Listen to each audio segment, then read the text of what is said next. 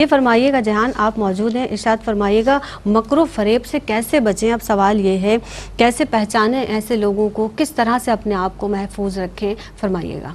اعوذ باللہ من الشیطان الرجیم، بسم اللہ الرحمن الرحیم۔ اللہ تعالیٰ قرآن حکیم میں فرما رہے ہیں وَكَذَلِكَ جَعَلْنَا لِكُلِّ نَبِيٍّ عَدُوًّا شَيَاطِينَ الْإِنسِ وَالْجِنِّ يُوحِي بَعْضُهُمْ إِلَى بَعْضٍ زُخْرُفَ الْقَوْلِ غُرُورًا۔ اس آیت کریمہ سے یہ سمجھ میں آتا ہے کہ شیاطین جو ہے نا وہ دو قسم کے ہیں، وہ انسانوں میں بھی ہیں، وہ جنات میں بھی ہیں۔ تو اسی طریقے سے یہ سمجھ میں آ رہا ہے کہ دونوں سے بچنے کی ضرورت ہے۔ وہ انسان نما شیاطین بھی ہیں اور وہ شیاطین الجن بھی ہیں، تو وہ دونوں سے کس طریقے سے بچنا ہے۔ تو اس کی ایک اور ایک حدیث بھی آ رہی ہے ابو ذر رضی اللہ عنہ کہ جب وہ نماز پڑھ رہے تھے تو رسول اللہ صلی اللہ علیہ وسلم نے ان کو جو ہے وہ آ کر یہ بولا کہ استعذ باللہ من شیاطین الانس والجن، کہ تم اعوذ باللہ من شیطان الانس والجن بولو، کہ اس طریقے سے جو ہے وہ اپنی نماز کو اسٹارٹ کرو، یا اس طریقے سے جو بھی عبادت کرنے بیٹھے اس کو اسٹارٹ کرو۔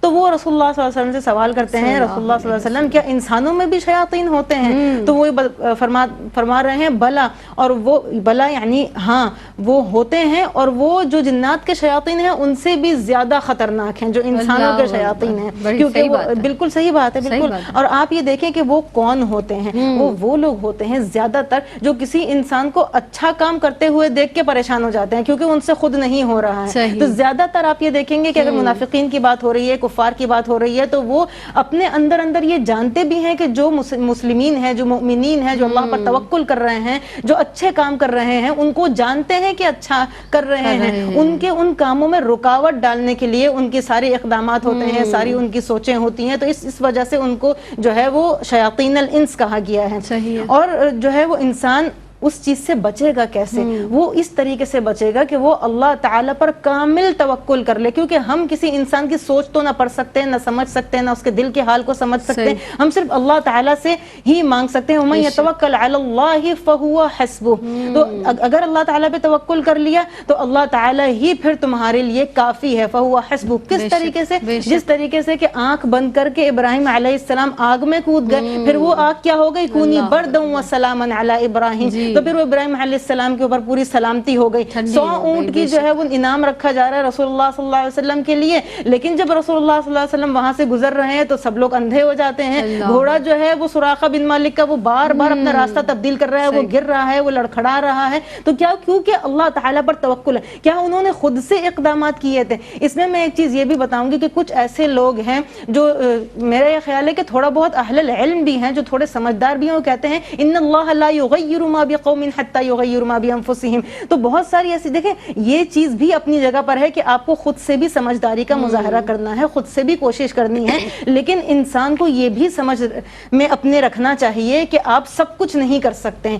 ایک ایسا پوائنٹ آتا ہے جہاں پر آپ کو اپنے آپ کو پورا سونپ دینا ہوتا ہے اللہ تعالیٰ کو، تو پھر آپ چاہے جتنی بھی تعویل کر لیں، جتنی بھی سوچ کر لیں، جتنا بھی کچھ کر لیں، لیکن پھر اللہ تعالیٰ پر ہی آپ کو پورا توکل رکھنا ہے، ایمان رکھنا ہے، کیونکہ اس کے بعد کی جو چیزیں ہیں وہ ہمارے بس کی ہیں ہی نہیں۔ تو اتنی زیادہ یہ کوششیں کرنا بھی نا بہت زیادہ کہ اگر ہم اس سوچ میں ہر وقت پڑے رہیں کہ لوگ ہمارے لیے جو ہے وہ مکر کر رہے ہیں، ہمارے لیے سازشیں کر رہے ہیں، ہمارے لیے غلط کر رہے ہیں، اگر ایکسٹرا یہ سوچ بھی ہماری ہوگی نا تو بھی ہمارا توکل اللہ تعالیٰ سے ہٹتا چلا جائے گا۔ تو ہمیں ایمان یہ رکھنا ہے کہ بھائی قل لن یصیبنا الا ما کتب اللہ لنا، کہ اللہ تعالیٰ ہمیں کچھ بھی ایک چیز نہیں لاحق ہو سکتی جب تک اللہ تعالیٰ نے اس کو لکھ نہیں دیا۔ کوئی مصیبت آئی ہے تو اللہ تعالیٰ نے لکھا ہے۔ حدیث قدسی میں اللہ تعالیٰ فرما رہے ہیں کہ اگر پورے ساتوں آسمان اور ان میں جو بھی ہیں وہ سب تمہارے لیے برا چاہنے لگے، اور ساتوں زمین اور ان میں جو بھی ہو تمہارے لیے برا چاہنے لگے، اور اگر میں نہیں چاہتا تو بہت آرام سے میں تمہیں وہاں سے نکال لوں گا، تو پھر کس چیز کا خوف ہے؟ تو پھر کس چیز کا ڈر ہے؟ جو آیات بتائی گئی ہیں، جو ادعیہ بتائی گئی ہیں، نمازوں کو ادا کرنے کا بتایا گیا ہے، یہ سارا کچھ آپ کرتے رہیں، پھر اللہ تعالیٰ پر چھوڑ دیں، کیونکہ پھر بعد کی چیزیں آپ کی بس کی نہیں ہیں۔ تو پھر اعوذ باللہ من الشیطان الانس والجن بولیں۔ آپ شیاطین کے جو اگر آپ کے پاس علم زیادہ ہے تو اگر نام بھی پتہ ہے، الگ الگ کوئی برائی آپ کے دل میں آ رہی ہے، کوئی آپ کے دل میں کوئی ایسی چیز آ رہی ہے، آپ کو کسی چیز سے بچنا ہے، تو آپ اس کا ذکر کر کے آپ اس کو بولیں، آپ اس کو سوچ کر بولیں، یہی کافی ہے، اور اللہ تعالیٰ پر ایمان رکھیں، انشاءاللہ آپ کو کوئی بھی کسی بھی قسم کا نقصان نہیں پہنچ سکتا۔ سبحان اللہ، یعنی اللہ رب العزت بے شک ہمارے لیے کافی ہے، اور وہ قادر مطلق ہے، وہ جو چاہتا ہے وہ بس اس کے لیے کیا مشکل ہے، وہ کہہ دے ہو جا تو ہو جاتی ہے، بس ہمارا یقین اس قدر کامل ہونا چاہیے اس پر کہ وہ پروردگار عالم جہاں جتنا ہمیں عطا کرنے والا ہے، جتنا اس نے ہمارے حصے میں لکھ دیا ہے، وہ کوئی ہم سے چھین نہیں سکتا۔ کوئی میسج امتیاز آپا دینا چاہیں اس حوالے سے، فرمائیے گا۔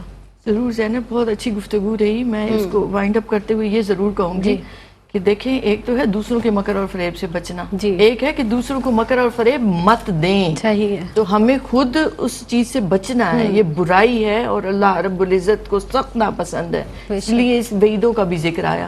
تو نہ ہمیں کسی کو جھوٹ بولتے ہوئے نفاق سے کام لینا ہے، نہ ہم نے خود کچھ ایسا کام کرنا ہے، نہ ہی ہم نے اپنے اہل و عیال اور اپنے بچوں کو کرنے دینا ہے۔ صحیح۔ مائیں خصوصی طور پر دیکھ رہی ہوتی ہیں ہمارا پروگرام، تو بچوں کو شروع سے سمجھائیں کہ یہ کتنی بڑی برائی ہے، یہ نفاق کی علامتوں میں سے ہے، تو اس لیے ہمیشہ اس سے دور رہیں۔ تو جب آپ خود سٹرگل کریں گے کہ ہم کسی کو نہ کریں، کسی کو فریب دینے کی ہم کوشش نہ کریں، پھر ایک علم ہوتا ہے، علم دیا ہی اس لیے جاتا ہے کہ یہ ہماری کمزوریاں ہیں۔ دیکھیں یہاں شیطان آپ کو نقب ڈالے گا، اور وہ شیطان کیسے نقب ڈالتا ہے؟ وہ وسوسے ڈالتا ہے، اندیشے ڈالتا ہے مستقبل۔ مت گھبرائیں نا آپ، تو آپ کو پتہ ہونا چاہیے کہ یہ شیطان کا وسوسہ ہے، یہ شیطان ڈال رہا ہے اندیشے، یہ شیطان ڈال رہا ہے بدگمانیاں ایک دوسرے سے دور کرنے کے لیے، شیطان ڈال رہا ہے خود غرض بنا رہا ہے آپ کو۔ تو جب پتہ چل گیا ہے تو آپ مضبوط ہو جائیں، ولا حول ولا قوت الا باللہ العلی العظیم پڑھیں، اعوذ باللہ پڑھیں، تو کیا ہوگا کہ اس سے شیطان آپ سے بھاگے گا۔ ذکر کریں، جب دل ذکر سے زبان رہتی ہے تو شیطان کو موقع ملتا ہے کہ وہ چونچ ڈالتا ہے، تو آپ ذکر میں رہیں گے تو شیطان کو چونچ ڈالنے کا موقع صحیح۔ جہان سے بھی ایک میسج لے لیتے ہیں امتیاز آپا، اور جس طرح سے ماؤں کو آپ نے میسج دیا، تو مائیں اکثر چھوٹے بچوں کو کہتی ہیں کہ بڑا شیطان ہے، یہ نہ کہا کریں، بہت شیطان ہو گیا ہے، شرارتی ہو گیا، یہ کہہ لیں، شیطان نہ کہا کریں، فرمائیے گا۔ اعوذ باللہ من الشیطان الرجیم، بسم اللہ الرحمن الرحیم۔ سب سے پہلے تو میں یہ کہنا چاہتی ہوں کہ انسان باوضو رہے، ظاہر ہے انسان باوضو رہے گا کہ اس کا انر اور آؤٹر دونوں پاک رہے گا، اس کو اچھی سوچیں آئیں گی، استغفار کی کثرت کریں، اور اللہ تعالیٰ کے علاوہ پھر سے میں ایک چیز ریپیٹ کروں گی، کسی اور پر توکل نہ کریں کہ آپ لوگ کہ کوئی ایسے لوگوں کے پاس جاتے ہیں جو آپ عامل ہیں، ایسے لوگ ہیں جو آپ کو یوز کر رہے ہیں، جو آپ کو غلط راہوں پر لے کر جائیں گے، تو آپ ان کی طرف بالکل بھی مت جائیں، یہ بھی اللہ تعالیٰ سے توکل ہٹانے والی چیز ہے۔ تو آپ پورا توکل اپنے اللہ تعالیٰ پر رکھیں، آپ فرائض کو پورا کرتے رہیں، انشاءاللہ تعالیٰ کوئی ضرر آپ تک لاحق نہیں ہو سکتا۔ نہیں ہو سکتا، بے شک۔